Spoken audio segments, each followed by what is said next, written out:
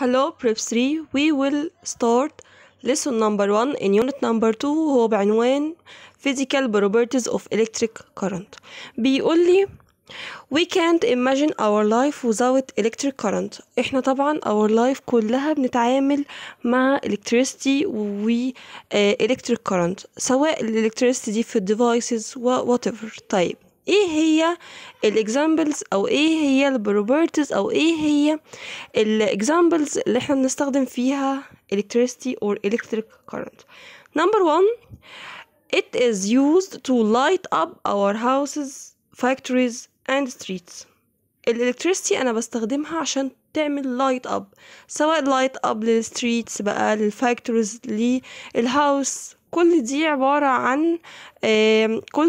عن examples للإلكتريك current اللي أنا بستخدمها للlight up in our life. تمام كده؟ طيب number 2 بيقول لي إيه؟ بيقول لي electricity change into sound in radio and telephone. ممكن أنا أستخدم electricity to operate machine كتير قوي. زي إيه الماشينز دي؟ زي الراديو. تمام، انا بستخدم electricity or electric current عشان اعمل operate للماشينز زي الراديو، زي التلفزيون، زي الواشنج ماشين، زي الايرونز، زي الالكتريك هيتر whatever. يبقى انا عندي الماشينز كتيره جدا. الماشينز دي هي electric machine. يعني ايه electric machine؟ يعني we use electric current to operate it. اوكي، زي ايه؟ زي الواشنج ماشين، زي الراديو، زي التلفزيون، زي الالكتريك هيتر، ممكن اقول اي اكزامبل تانية غير الاكزامبلز دي. طيب بيقول لي ان الالكتريك انرجي is the cleanest source of energy. هي the cleanest source of energy. لما يجي يقول لي give reason because it doesn't pollute the environment. ما بتعملش اي pollution للenvironment. اوكي، طيب في كده حاجة مرتبطة دايما بالإلكتريك كارنت أو electricity، وهو الإلكتريك سيركت. الإلكتريك سيركت بيقول لي إيه؟ consists of many components. One of these components is to a certain rule. يعني إيه؟ يعني عشان خاطر أكون الإلكتريك سيركت أنا بستخدم component معينة. كل component دي ليها رول معين، والرول دي ليها وظيفة. الرول دي بتعمل حاجة معينة. أوكي، طيب زي ايه الكومبوننت دي؟ عندي الكومبوننت نمبر 1 وهو الالكتريك لامب. طب ايه هو الرول بتاع الالكتريك لامب في الالكتريك سيركت؟ ان هي بتعمل indicate the flow of electric current. هي بتعرفني الالكتريك كارنت. الالكتريك كارنت بيحصل له فلو اور نوت، يعني في الكتريستي شغاله ولا مفيش الكتريستي شغاله. طب الشيب بتاعها هو السيمبل بتاعها بالشكل ده، عشان لما اجي ارسم اي الكتريك سيركت ورسمت السيمبل دي اعرف على طول ان ده الشيب بتاع ايه، او ده السيمبل بتاع ايه، بتاع اللامب. طيب نمبر 2 عندي في الكومبوننت وهي الكتريك كي. طب الرول بتاع الالكتريك كي، طبعا كي بعمل بيها يا اما اعمل اوبننج للسيركت او اعمل كلوزنج للسيركت. طيب لما اجي اعمل اوبننج للسيركت بستخدم السيمبل اللي موجود قدامنا ده. يبقى لو انا عندي كي بالشكل ده، الشكل الاولاني ده اللي هي فوق ده، هقول ان ده معناه الاوبننج كي. يبقى كده كي بس في اوبننج كيز. تمام، طيب وعندي كمان كلوزد كي. لما اجي اوصلهم ببعض كده يبقى ده اسمه كلوزد كي. يبقى لما اجي ارسمها اعرف على طول ان انا عملت كلوزد للكي، يعني عملت كلوز للالكتريك سيركت. طيب عندي كمان كونكتنج واير. الرول بتاعت الكونكتنج واير وهي connect the component of the electric circuit with each other. انا بعمل attach او بعمل connect لكل الكومبوننت دي عن طريق ايه؟ عن طريق electric wire. طيب السيمبل بتاعها هو عامل زي لاين كده، وعادي اللاين ده ممكن يترسم بأي شكل. طب بعد كده الالكتريك سيل او الالكتريك باتري. الالكتريك سيل او الالكتريك باتري في الحاجتين دول بقول عليهم او الرول بتاعتهم ايه هي؟ ان هو the source of electric current. عشان خاطر ارسم اي source للالكتريك current يا اما ارسم electric cell اللي هي باتري عادية، يا اما ارسم electric battery. electric battery يعني كذا باتري في بعض. طب الالكتريك cell ايه السيمبل بتاعها؟ السيمبل بتاعها ان انا عندي تو بول، عندي بوزيتيف بول ونيجاتيف بول. طب الالكتريك باتري في عندي بوزيتيف بول ونيجاتيف بول، وبرضو اعمل كذا شكل ليها. اوكي، وهو ده الشكل النهائي للإلكتريك سيركت لما اجي اعمل لها connect with each other. بيبقى هو ده شكلها، وكل سيمبل بيعبر عن حاجة معينة. اوكي، طيب انا بعد كده في كومبوننت تانية ممكن استخدمها، بس انا هدرسها بعد كده. زي الايه الكومبوننت دي؟ زي الاميتر، زي الفولتميتر، زي الاوميتر، زي الريوستات. كل دي عبارة عن كومبوننت من ضمن الكومبوننتس، بس هي مش ليها اي رول دلوقتي، يعني هعمل لها study بعدين. زي الاميتر، زي الفولتميتر، زي الاوميتر، زي الريوستات، وكل ده هنعرف الرول بتاعت كل واحدة فيهم. طيب بعد كده في سؤال بيقولي have you ever thought where the electric current is generated؟ ازاي انا او انت عرفت قبل كده ازاي انا بعمل، او ازاي انا بحصل على الالكتريك current؟ ازاي electric current is generated؟ بيقول ان electric current is generated in an electric power station that are away from our life of our houses by 100 or 1000 of kilometers. في عندي كده حاجة اسمها electric power station. electric power station دي عبارة عن stations كده بتعمل ايه؟ بتعمل generate للelectric current. الباور station دي is very far from our houses، بعيدة جدا عن الهاوسز بتاعتنا. طيب how is the electric current generated؟ أو what is meant by electric current؟ electric current is generated ازاي؟ طيب قبل ما اعرف ازاي او how the electric current is generated، احنا خدنا قبل كده ان any atom consists of two structure. اول structure وهو النيوكليوس، وانا عارف ان النيوكليوس دي درسناها قبل كده انها positive charge، والنيوكليوس دي is found in the center of the atom. و inside the nucleus في عندي two types of particles. one of them is proton وهي positive charge، وعندي neutron وهي neutral charge. اوكي، وعرفت بعد كده كمان ان انا عندي structure تاني وهو اسمه electrons، والالكترونز دي مالها revolve around the nucleus. تمام، وعرفت انها have negative charge، و هي بتعمل rotate أو بتعمل revolve around the nucleus because the attraction force between the nucleus and the electron. في عندي attraction force between النيوكليوس اللي هي positive charge، وعندي attraction between positive charge اللي هي النيوكليوس and negative charge اللي هي الالكترونز. فعشان كده هي بتعمل rotate around itself. تمام. طيب ممكن يبقى ال attraction between the electrons and the nucleus is very weak or vanished. فلو ال attraction force دي is very weak، بيبقى ال electrons will have will leave the atom.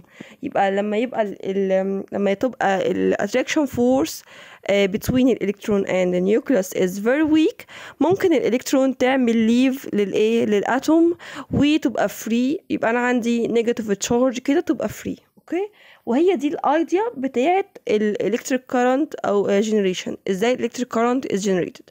طيب الالكتريك كونكتد واير اللي هي الكبر واير او whatever الالكتريك واير دي، مش هي made of metals، ممكن تبقى made of copper، ممكن تبقى made of aluminium. والالومنيوم او الميتال عموما characterized by the presence of weak attraction force between the protons and electron. يبقى اي metals اللي هي like aluminium like copper like اي ميتال بنصنع منه الالكتريك واير بتبقى characterized by the weak attraction force between the electron and the proton. تمام كده. لما يجي يقول لي give reason هقول because on connecting these wires with the electric source. أول ما أجي أعمل connect للإلكتريك wire بالsource of electricity أو أي source أي electric source بيبقى يحصل an electromotive force is generated. في عندي force كده اسمها electromotive force is generated and electron are pumped and move in wire. الالكترونز اللي هي مصنوعة منها الالكتريك واير او الكونكتد واير بيحصل لها ايه؟ بيحصل لها bumping and move in this wires اللي هي تبقى conductor. تمام. creating an electric current. يبقى عرفنا ازاي الالكتريك current is generated. اول حاجة اي الكتريك واير في الدنيا مصنوع من الميتال، صح كده، اللي هو good conductors. اوكي. طيب لما اجي اوصل الالكتريك واير ده باي source of electricity بيحصل عندي force او بتنشأ عندي force بنسميها باسم electromotive force. طب الالكتروموتيف فورس دي بتيجي ازاي؟ عن طريق البامب بتاع الالكترونز. فالالكترونز بتعمل bumped in the wires وبيحصل لها move in على شكل فلو. بنسمي الفلو ده ايه؟ بنسميه باسم electric current.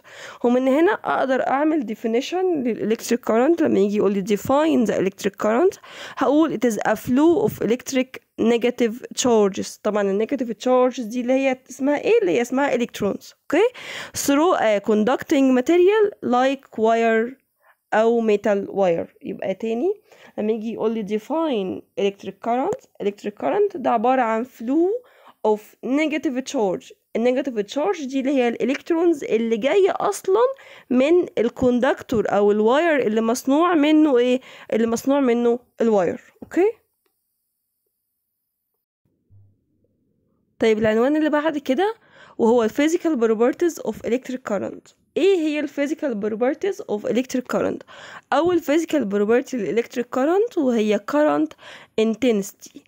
طيب تاني property وهي potential difference. وعندي تالت property وهو electric resistance. انا هاخد كل property لوحدها واتكلم عنها. اول property هي electric current intensity. يعني ايه electric current intensity او ايه هو ال current intensity؟ ال current intensity دي زي ال concentration بتاع النيجاتيف تشارج اللي مالها اللي هي flow inside the wire. فلما اجي اعمل definition صح للelectric current intensity هقول ايه؟ هقول it is a quantity of electricity in a coulomb or the electric charge flowing through a cross section of conductor in 1 second. يعني ايه؟ يعني بشوف ال quantity of electricity اللي مالها اللي هي بيحصل لها cross in inside a conductor in 1 second. اوكي. فلو انا عرفت اللو بتاعها اقدر اعرف الايه الديفينيشن ده. طب ايه هو اللو بتاعها؟ الكوانتيتي اوف تشارج اللي هي بسميها باسم كيو. اوكي. او بعمل السيمبل بتاعها هو السيمبل بتاعها كيو اللي هو الكولومب. اوكي. في التايم طبعا هو السيمبل بتاعه تي والالكتريك انتنسيتي وهو اي. فلما اجي اعرف اللو بتاعه الالكتريك انتنسيتي اللي هو السيمبل بتاعه اي ايكوال ايه؟ ايكوال كيو اوفر تي. الكيو ده اللي هو ال quantity of a charge in time أو in unit time. طيب أول حاجة أعرف ال measuring unit بتاعت كل واحدة فيهم. ال measuring unit بتاعت ال current intensity اللي هي I، ال measuring unit بتاعتها هي الأمبير. يبقى ال measuring unit بتاعت ال current intensity وهو الأمبير. طب ال measuring unit بتاعت ال quantity of electricity أو ال quantity of a charge اللي هي السيمبل بتاعها Q وهو الكولومب. طيب ال measuring unit بتاعت التايم وهي طبعا ايه؟ وهي السكند. يبقى ال measuring unit of current in intensity هو أمبير. طب ال measuring unit بتاعت ال quantity of electricity أو ال quantity of a charge هو الكولومب. وعندي الميجرينج يونت بتاعت التايم وهي ايه؟ وهي السكند. فممكن اعرف الديفينيشن بتاعت كل واحدة فيهم. اول حاجة الديفينيشن بتاعت الامبير بقولها ازاي؟ بقول it is a electric current intensity passing through a circuit. اوكي. when passing through a circuit when a quantity of charge of 1 coulomb passes through a given cross section in time of 1 second. يعني انا ممكن اقدر اجيب الديفينيشن بتاع الامبير من خلال اللو بتاعه. مش انا قلت ان ال I equal Q over T؟ يعني معنى كده ان الامبير equal coulomb over second. فلما اجي اعمل definition للامبير هقول it is an electric current. تمام. intensity passing through a circuit when a quantity of charge equal 1 coulomb through a given أو cross section in 1 second. اوكي. طب اقدر اجيب ازاي الديفينيشن بتاع الكولم؟ الديفينيشن بتاع الكولم برضو عن طريق ان انا هعمل برضو اشوف اللو بتاعها، واللو بتاع الكولم equal 1 ampere times 1 second. فممكن اجيب الديفينيشن ازاي؟ اقول the coulomb is a quantity of a charge transferred by constant current intensity in 1 ampere in 1 second. فالتايم equal 1 second. اوكي. فناخد بالنا من الديفينيشنز دي كويس لانها بتيجي what's meant by. طيب بتيجي بقى البروبلم ازاي على الجزئية دي او على اللو ده؟ في بروبلم بيقول لي ايه؟ بيقول لي calculate the current intensity passing through a cross section due to a flow of 5400 coulomb in 5 minutes. الأول كده هو عايز ايه؟ هو عايز ال current intensity اللي هو ايه؟ اللي هو I. اوكي. طيب بعد كده هو مديني التايم بالمينت، وانا عايز احول المينت لسكند. فعايز احول المينت لسكند بعمل ايه؟ بعمل تايمز 60. ف5 times 60 equals 300 second. طيب ايه هو اللو بتاع ال current intensity اللي هو I equal quantity of a charge اللي هو Q over time اللي هو السيمبل بتاعها T. يعني معنى كده ال 5400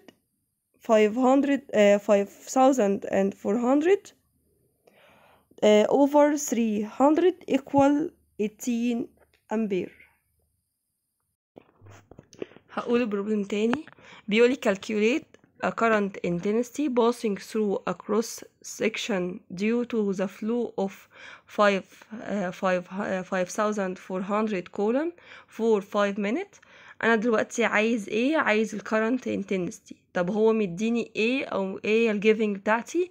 مديني ان ال quantity of a charge او ال quantity quantity of electricity equal ايه؟ equal 5400 coulomb، ومديني التايم ب5 minutes. انا الاول كده عايز اعمل احول التايم لسكند. ازاي احول التايم لسكند؟ بعمل تايمز 60.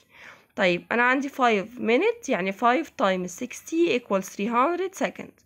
طيب ايه هو اللو بتاعي؟ اللو بيقول لي ان ال current intensity equal quantity of charge over time. طب ال quantity of charge هي 5400 coulomb over ايه؟ over 300 equal 18 أمبير. في device كده اسمه اميتر ديفايس. الديفايس ده بيعمل ايه؟ ايه اليوزز بتاعته؟ it used in measuring the electric current intensity. يعني انا من خلال الاميتر ده اقدر اعمل measuring للالكتريك current intensity. طب السيمبل بتاعه ايه؟ لما باجي ارسمه مع الالكتريك سيركت، السيمبل بتاعه بيبقى بشكل عامل زي سيركل كده، والسيركل دي فيها A كابيتال وليها بوزيتيف تشارج وليها نيجاتيف تشارج. طب الواي اوف كونكشن ازاي انا اعمل له كونكتد ان الكتريك سيركت؟ بعمل له كونكشن ان سيريس كونكشن. احنا خدنا قبل كده السيريس كونكشن في جريد 6، وعرفنا يعني ايه سيريس كونكشن وتبرر الكونكشن. يعني ايه سيريس كونكشن؟ يعني ان البوزيتيف فول بتاع الاميتر اللي هو بيبقى لونه ريد زي ما موجود كده في البيكتشر اللي قدامنا، بعمل له connected to positive pole of dry cell. يبقى البوزيتيف فول بتاع الاميتر ديفايس is connected to البوزيتيف فول بتاع ايه؟ بتاع الدراي سيل.